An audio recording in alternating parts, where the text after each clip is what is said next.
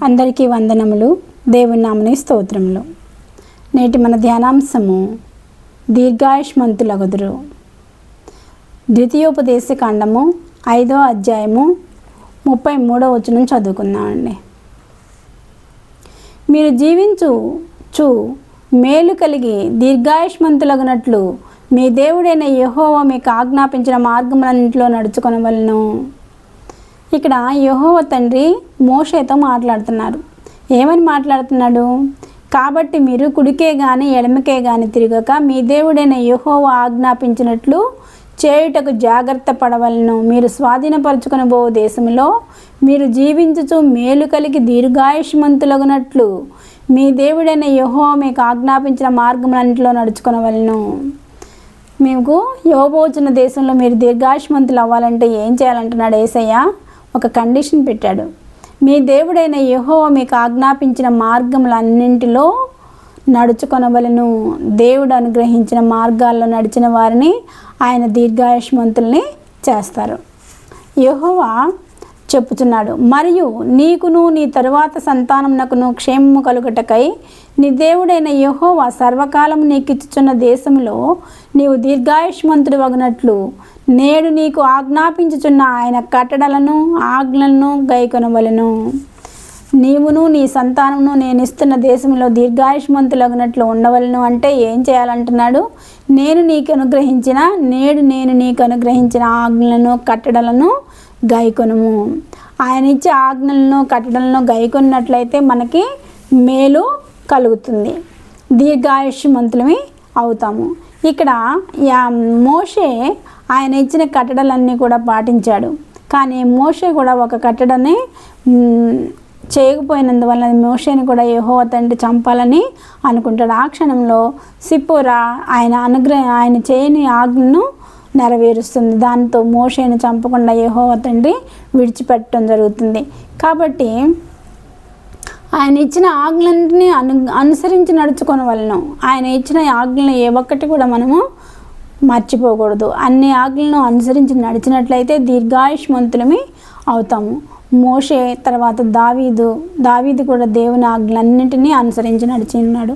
కాబట్టి దావీదుని ఏమన్నాడు యేసయ్య? యెహోవా తండ్రి దావీదు నా ఇష్టానుసారుడు అన్నాడు. ఇంకా ఎవరు ఆజ్ఞలన్నింటినీ పాటించారంటే మనకు మాదిరిగా ఉండటానికి మన యేసయ్య భూలోకానికి వచ్చి, పరలోకం నుండి భూలోకానికి వచ్చి ఆయన మనుష్య రూపంలో జన్మించి ఆయన తండ్రి ఆజ్ఞలన్నింటినీ గైకొన్నాడు. ఆయన తండ్రి కట్టడలన్నింటినీ అనుసరించాడు. అన్నిటినీ అనుసరించి ధర్మశాస్త్రాన్ని నెరవేర్చి మన కోసం సిలువలో మరణించారు.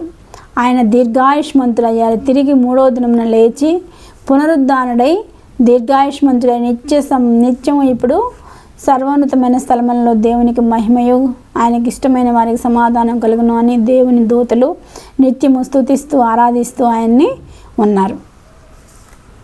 ఆయన సత్యస్వరూపి అయిన తండ్రి, నిత్య నివాసి అయిన తండ్రి కుడి పార్శ్వమున ఇప్పుడు కూర్చొని ఉన్నాడు దీర్ఘాయుష్మంతుడిగా. ఎవరు ఇక్కడ దీర్ఘాయుష్మంతుడిగా ఉన్నారు? యేసయ్య దీర్ఘాయుష్మంతుడిగా ఉన్నాడు. ఎందుకు యేసయ్య దీర్ఘాయుష్మంతుడిగా ఉన్నారు? యేసయ్య యెహోవా ఆజ్ఞలన్నింటినీ కూడా అనుసరించాడు. మనం కూడా అన్నింటినీ అనుసరించినట్లయితే మనం కూడా దీర్ఘాయుష్మంతులమే అవుతాము. మనం కూడా నీతిమంతులుగా తీర్చిదిద్దబడినట్లయితే మనం కూడా దీర్ఘాయుష్మంతులమే అవుతాము. నీతిమంతులకి ఆయన దాచి ఉంచిన మేలు ఎంతో గొప్పదంట. ఎవరు నీతిమంతులు? ప్రభువైన యేసు రక్తంలో కడుగుబడిన ప్రతి ఒక్కరు కూడా నీతిమంతులే. కాబట్టి నీతిమంతుల కోసం ఆయన దాచి ఉంచిన మేలు ఎంతో గొప్పది అని మాట్లాడుచున్నాడు. ఇక్కడ యెహోవా యందు భయభక్తులు కలిగిన వారి మీద ఆయన కృప యుగయుగములు నిలుచును. ఆయన నీతి వారికి పిల్ల తరమున నిలుచును. యెహోవా యందు భయభక్తులు గల వారి ఆయన కృప పిల్లల తరం వరకు నిలిచినంట. కొన్ని వేల సంవత్సరాల వరకు మన యొక్క నీతి మీద ఆయన నీతి కృప అనేది మనకి విస్తరింపజేస్తాడు దేవుడు. ఒక వ్యక్తి యెహోవా యందు భయభక్తి కలిగి ఉంటే 1000 తరాల వరకు ఆయన దేవుడు మనల్ని ఆశీర్వదిస్తాడు. అదే పాపం చేస్తుంటే 3 తరాల వరకు శపించడం అనేది జరుగుతుంది. కాబట్టి యెహోవా యందు భయభక్తులు కలిగి ఉండి 1000 తరముల వరకు ఆశీర్వదించబడటం మేలు కదా.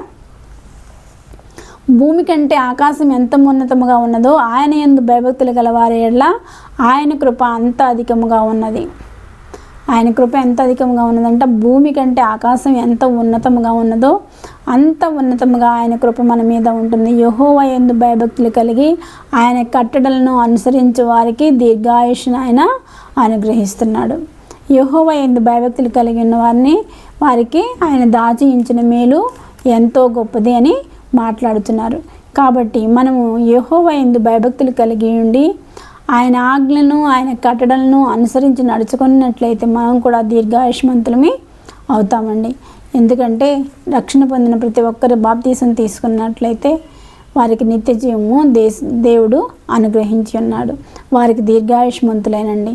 ఎవరైతే బాప్తీసం తీసుకుంటారో వారు దేవుని నామం యేసు ప్రభువు నిజమైన దేవుడని నోటితో ఒప్పుకొని ఆయన్ను నిజమైన దేవుడని నోటితో ఒప్పుకుంటే రక్షింపబడతారు. రక్షింపబడిన తర్వాత బాప్తీసం తీసుకుంటే నిత్య జీవానికి వారసులు అవుతారు. వారు దీర్ఘాయుష్మంతులు అవుతారు.